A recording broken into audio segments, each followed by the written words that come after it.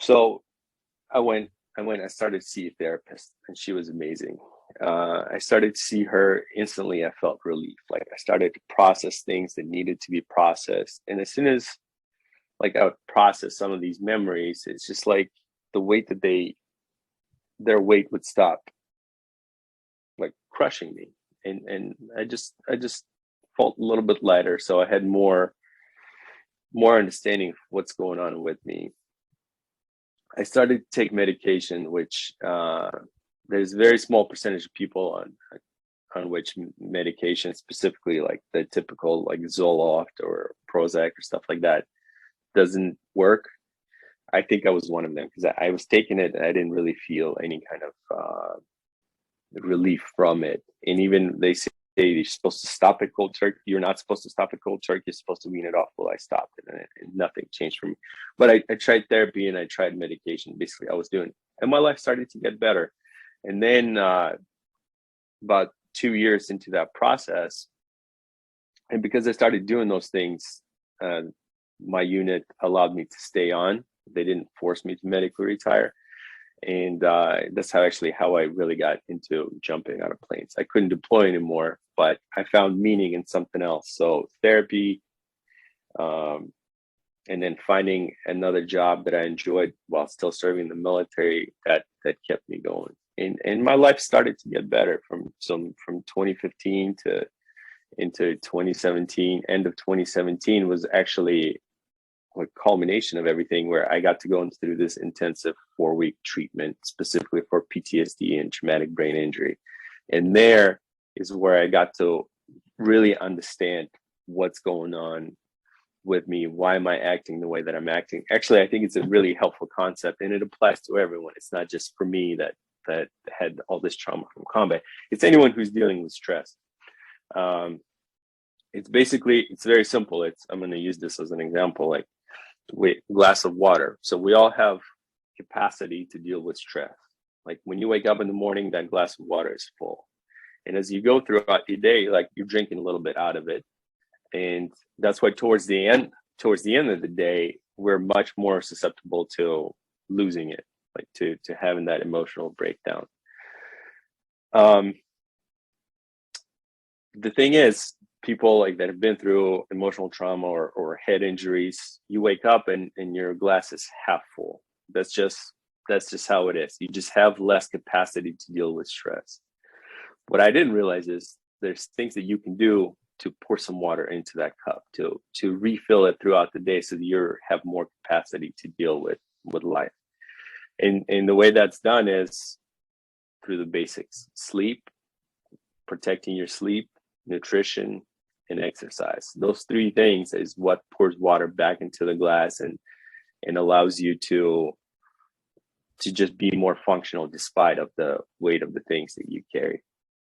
So that happened in 2018. And at the end of that treatment, I actually got to meet with President Trump.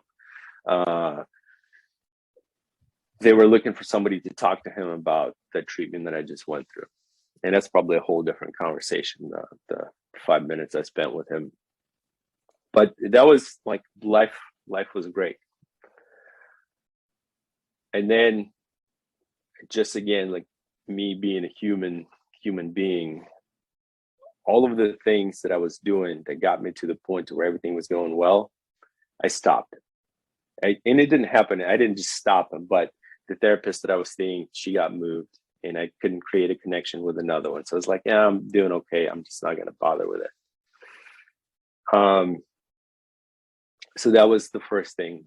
Then I used to do a lot of like, I in those 2 years from 2015, 2017, I read a lot of books. I listened to a lot of podcasts on self-development and just trying to understand the mind. So I developed this self-care routine where like stuff for my sleep, exercise, nutrition.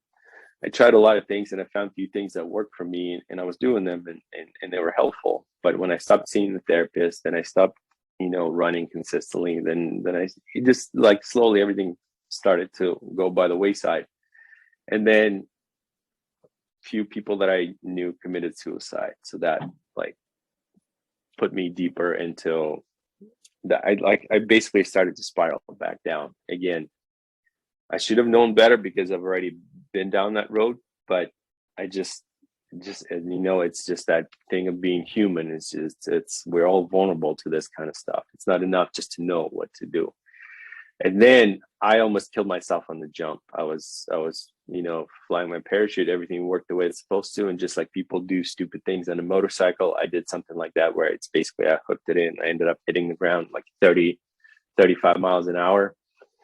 Like I hit so hard that just the force from like just the torque from like my arm being here tore my pec off the shoulder. I don't know how I didn't break a single bone in my body, but like, which is very fortunate to get up and walk away. So after that happened, like the Army was like, you're not jumping anymore. So you're not deployable, you're not jumping, you're getting medically retired. So a lot of things happen at the same time. And then COVID happens. And so this is over the span of 2 years. And then isolation from COVID happens. And I ended up in this place where I couldn't sleep. I did not take care of myself physically anymore. I couldn't be around my family. Just the anger was out of control. And I was alone. Like I'm being pushed out of the Army because of COVID. I can't be around anybody else who's like me. I was done. I'm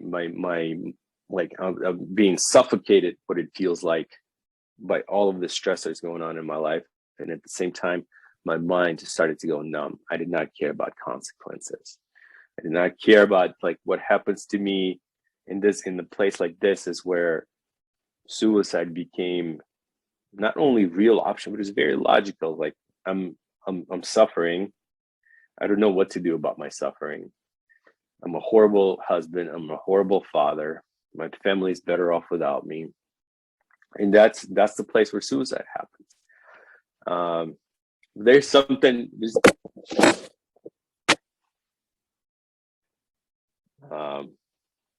But there was this one part of me, the one part of me that kept me going through the toughest of the military challenges, like the one thing that just one step at a time and not quitting.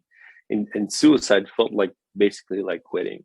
And I didn't know what to do. So I just got in my car and I drove myself to ER in Walter Reed and checked myself in, where I ended up going to a psychiatric facility.